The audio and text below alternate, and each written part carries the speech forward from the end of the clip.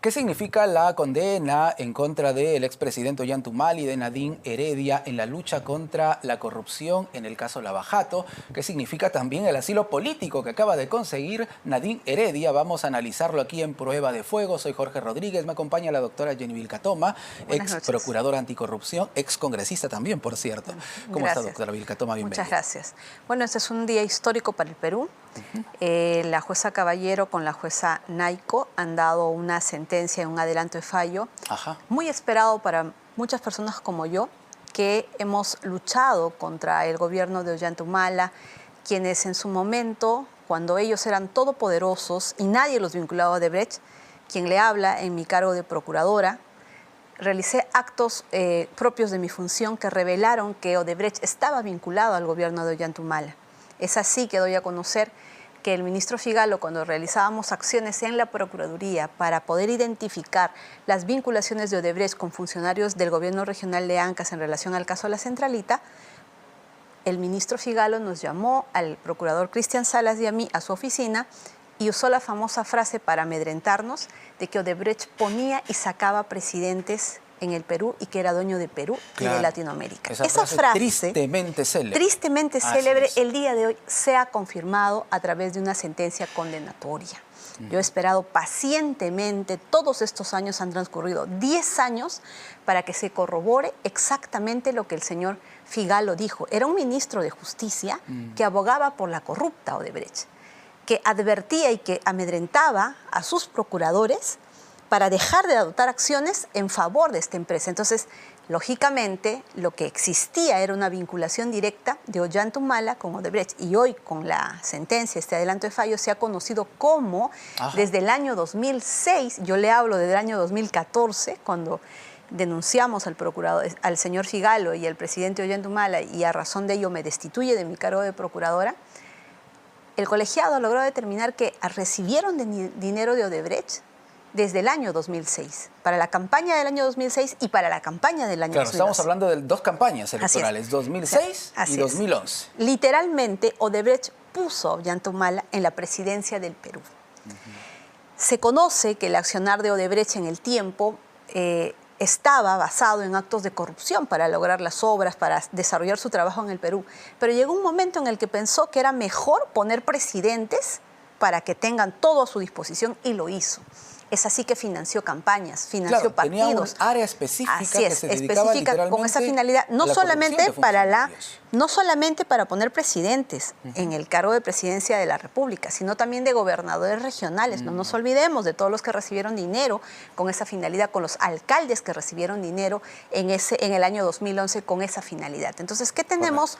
Una empresa transnacional corrupta que compró voluntades no solamente a nivel de funcionarios públicos, sino llegó un momento en el que se creyó tan dueño del Perú que financió creación de partidos, financió campañas y puso presidentes. Tanto es así que tenemos pues ya 2 presidentes presos como el señor Toledo y ahora el señor Ollantaytamala. Lo que ha hecho hoy el colegiado es demostrar en base a los testigos y a las documentales que ellos lavaron, que realizaron actos concretos típicos de lavado de activos y desarrollaron líneas, por ejemplo, con el dinero proveniente de Venezuela y con el dinero proveniente de la empresa corrupta Odebrecht. ¿Esperaba usted lo que hizo Nadine Heredia, dirigirse a la Embajada de Brasil, pedir asilo? Lo ha conseguido, ya tiene el salvoconducto, correcto, ella y su menor hijo. ¿Existía la posibilidad de que ambos se asilen en Brasil, piensa usted? Por supuesto que sí, esto ha estado debidamente planificado tanto por Ollantaytamala como por Nadine Heredia. Están aprovechando y estoy segura que han habido coordinaciones previas con el gobierno de Lula da Silva, pues su llegada al gobierno ha significado un retroceso en la lucha contra la corrupción en Brasil, tanto es así que se han declarado nulos varios procesos y lógicamente ellos desarrollaron una relación buena en el tiempo con Lula da Silva y era previsible que esto iba a suceder. Por eso es que se justifica que el colegiado el día de hoy en su adelanto de fallo haya dictado la ejecución de la sentencia inmediata. El código lo prevé, pero muy poco se había visto que en el adelanto de fallo ya se puede ejecutar la medida. El doctor Wilfredo Pedraza, abogado de Ollantaytamala, y también la defensa legal de Nadine Heredia saltaron inmediatamente, ¿correcto? Quienes hemos visto todo el proceso de lectura de sentencia, o de adelanto de sentencia. vimos que apelaron a una solicitud de oficio para que se pueda corregir la inmediatez del cumplimiento de la pena. Claro, si esto pasaba, uno se pone a pensar, Ollanthumala también se hubiese asilado en la Embajada de Brasil. Por supuesto que sí. ¿Para usted sí? Por supuesto que sí, porque ellos solamente habían calculado que ese era un adelanto de fallo y lógicamente iban a escuchar la parte resolutiva, quién sabe con algún aspecto de la parte considerativa, pero que iba a haber otra fecha donde recién se les iba a notificar con esa sentencia y seguramente para ese momento ya tenían previsto salir todos, ¿no? No solamente Ollanta y Nadine y su hijo, sino todos los implicados, todas las personas más allegadas a ese entorno. Pero no han esperado, ¿no?, de la eficacia y de la experiencia que tiene la doctora Mercedes Caballero. La jueza, la magistrada Naico, también lo ha demostrado.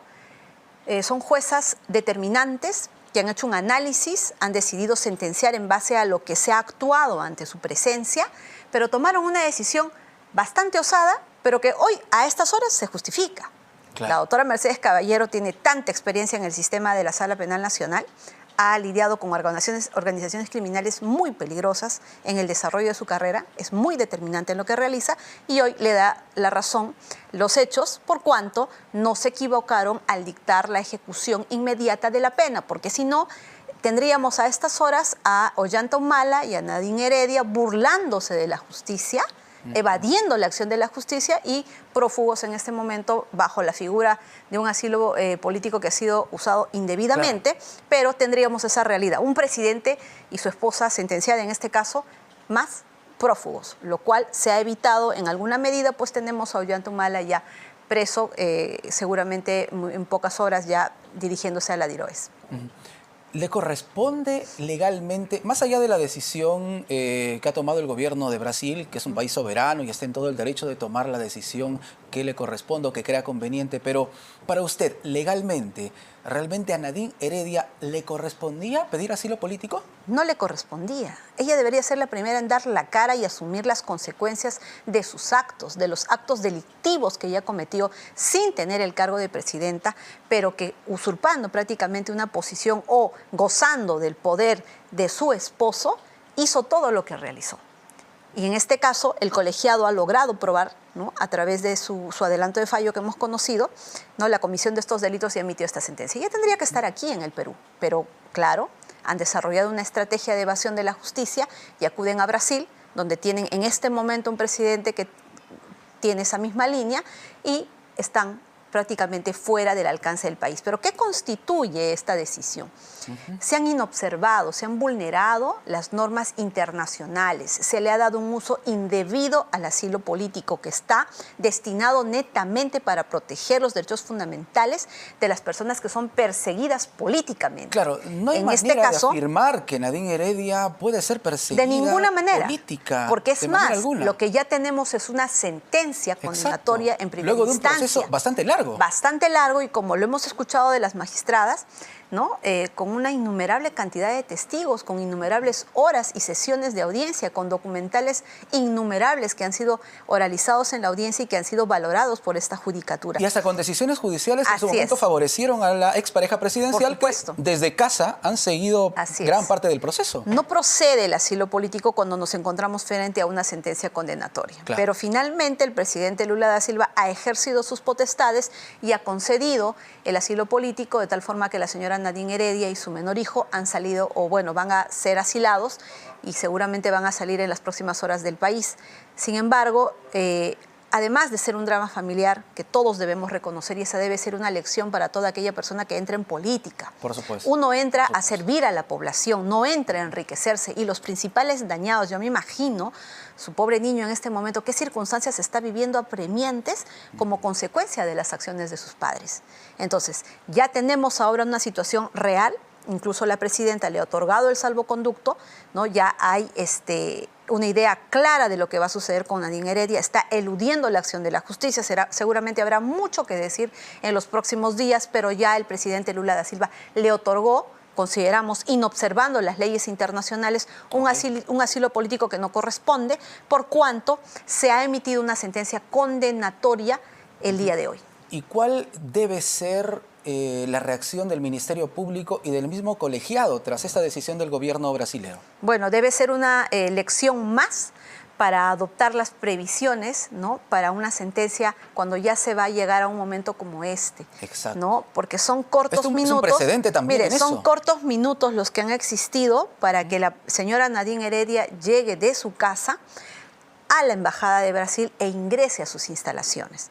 Entonces, cuando se trabaja con la Fiscalía, ya se tienen que tomar acciones para hacer una videovigilancia previa, porque tenemos en el Perú una larga historia de prófugos de la justicia, claro, que incluso han tenido el tiempo suficiente para salir del territorio peruano, incluso pasando fronteras, sin que la Fiscalía haya adoptado las acciones. Entonces, este es un mega caso importantísimo, que le digo, para la historia del Perú, que tiene su revelación desde el año 2014. Este no es un caso que descubre la Fiscalía, este no es un caso que descubre la policía, este es un caso que se desprende, que empieza a surgir luego que desde la Procuraduría ponemos en evidencia al ministro Figalo y al presidente Ollantumala en sus vinculaciones con Odebrecht. Claro.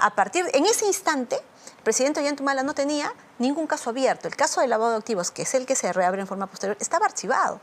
Y como le repito, no había ningún dato que vincule a Ollantumala con Odebrecht. Esa raíz de las denuncias que realizamos y que dieron lugar a nuestra destitución de la Procuraduría es que se empieza a hablar de que Odebrecht pone y saca presidentes en el Perú, y es así que en forma posterior se reabre la investigación por lavado de activos, que innumerables veces quisieron cerrar. Las personas del entorno más cercano a Nadine y a Ollantumala, por razones propias, empiezan a sentirse traicionadas. Y ahí es donde ellos empiezan a hablar. Comienzan a y es ahí, por ejemplo, donde claro, se conoce un hecho muy importante, que todavía debe investigarse a profundidad, es la aparición de las agendas, ¿no?, que existían esas agendas y cómo es que salen del entorno de Nadine. Tenemos al señor Fasabi muerto, tenemos a un sobrino del señor Ollantumala muerto también. Sí. Son muertos que son cuestionables en su ocurrencia. Doctor, y luego, en forma posterior, ya viene la revelación y la creación del equipo Lavallato, y continúan ya con esta línea de investigación. Hay un tema que continúa en el centro del debate, y es si la expareja presidencial conocía que el dinero que vino de Venezuela o incluso de Brasil era dinero ilícito. ¿Ese punto va a incidir, por ejemplo, en la resolución del caso tras una apelación que pueda presentar la defensa legal de la expareja presidencial? Definitivamente, cuando ya se conozca el fallo en su integridad, la expareja presidencial va a presentar a través de sus abogados la apelación. Y el punto fundamental sobre el cual va a depositar toda su estrategia es exactamente en lo que usted acaba de decir, en el conocimiento de la fuente ilícita del dinero, del origen ilícito del dinero, y que también en esa etapa los aportes no eran ilegales, ¿no? Claro, de los que el dinero llegó, de campaña no eran ilegales. Se sabe la ruta del dinero incluso. Considero que la posición del colegiado el día de hoy ha sido clara y contundente en desarrollar, luego de todo un análisis de cómo es que se escondía el dinero, cómo es que se fabricaban contratos, cómo es que el dinero, por ejemplo, venía del Partido Nacionalista, era remitido a través de varios emisarios o por cuenta, por ejemplo, a empresas que simularon contratos a favor de Nadine Heredia, y luego ese dinero volvió a ingresar a Nadine Heredia, y con ello han demostrado, ¿no?, cómo es que iba la ruta del dinero con la finalidad de esconder, de convertir ese dinero que ellos tenían precisamente y que por ende conocían que era ilícito. Por eso mismo es que y a eso es mi entender, porque no se conoce la totalidad del fallo, porque si fuera lícito, lo primero que hubieran hecho es bancarizarlo. No daba la necesidad de crear tantos contratos falsos para hacerlo. Pero como le digo, esa es mi posición. Claro, pero lo fundamental, si ellos sabían o no que el dinero era ilícito. Mire, lo fundamental... Pero, claro, si ellos tenían la convicción de que el dinero era lícito, ¿por qué no lo bancarizaron? Lo bancarizaban. Y ahí habrán seguramente muchos pretextos, muchas explicaciones, pero para este colegiado, por eso es una sentencia que constituye un precedente muy importante para lo que viene. Lo cierto es que ellos han tomado el toro por las astas. Aquí ha habido una empresa corrupta que tenía una caja 2, que ha dado dinero a varios partidos en el país, y que existen casos, investigaciones por lavado de activos en casos concretos. Entonces, estas juezas, porque es una decisión en mayoría, la doctora Caballero y la doctora Naico, han llegado a un análisis muy importante a partir de las declaraciones de los funcionarios de la empresa Odebrecht, empezando por Marcelo Odebrecht, Jorge Barata, y así en la línea de los funcionarios brasileños y a su vez de las documentales que han obtenido para valorar la existencia de la Caja 2. Declaraciones que no son recientes. Que no son recientes y que han sido corroboradas por la Fiscalía en su momento, que dan cuenta que ese dinero, ¿no?, tenía un origen ilícito. También han hecho referencia a que hay procesos que en Brasil han sido declarados nulos en relación a varios casos, pero ninguno ha determinado la inexistencia de la ilegalidad como tal. Entonces, para ellas no es una limitación a partir de las declaraciones dadas por los funcionarios mismos de Odebrecht, Jorge Barata, Marcelo Odebrecht, de la existencia de esa Caja 2. Entonces ellos han recogido ese hecho. Existe la Caja 2, ellos mismos han narrado cómo era el desarrollo, incluso la realización de los pagos, basta que se tomaba la decisión. Hay un punto muy importante donde incluso en el adelanto de fallo indican de que Jorge Barata se opone a que se haga el aporte para la campaña de Ollanta-Humala y llama a Marcelo Odebrecht para decirle su posición. Y que Marcelo Odebrecht le dice, esa es una decisión tomada, no te lo voy a consultar, y empiezan a ejecutar. Y otro dato también, y punto. Y otro dato importante que desarrollan en esta sentencia, que es válido para este colegiado, por eso han llegado a la convicción de que se han cometido delitos y precisamente hechos típicos de lavado de activos, se han comprobado con la actuación de las testimoniales y de los medios de prueba documentales, es que todo el accionar a partir de la decisión incluso era compartimentado.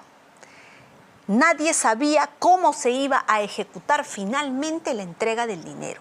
Cada uno sabía lo que tenía que hacer, pero no sabía lo que el otro iba a realizar, ¿no? Y hay otro punto muy importante al que se hace alusión, por ejemplo, en relación a Nadine Heredia y cómo vinculan a Nadine Heredia. Nadine Heredia hace una llamada, ¿no?, a Brasil, donde reclama que ya no quiere que le entreguen el dinero al emisario con el que trabajan, sino que ella necesita hacer la campaña al publicista, exactamente, ¿no? Claro. Que era a través de él que se destinaba todo el dinero, sino que ella necesitaba hacer campaña en regiones y en provincias y que necesitaba el dinero de manera directa. Entonces, estas magistradas han llegado a la convicción. Podrán decir todo, podrán decir muchas opiniones, pero para estas magistradas, a través de los medios de prueba que se han actuado ante su presencia, han llegado a esta convicción y no se equivocaron al ordenar que se ejecute de manera inmediata la sentencia. Aquí vemos a Nadine Heredia, prófuga de la justicia. Ella no es una perseguida política y lo único que ha hecho es comprobar que Odebrecht pone y saca presidentes en el Perú. Y Ollanta-Humala es un presidente puesto por Odebrecht. Importante su posición, doctora. Gracias. Vilcatoma. Muchísimas Muy gracias. amable, gracias. La doctora Jenny Vilcatoma, ex procuradora anticorrupción, ex parlamentaria, con nosotros aquí en Prueba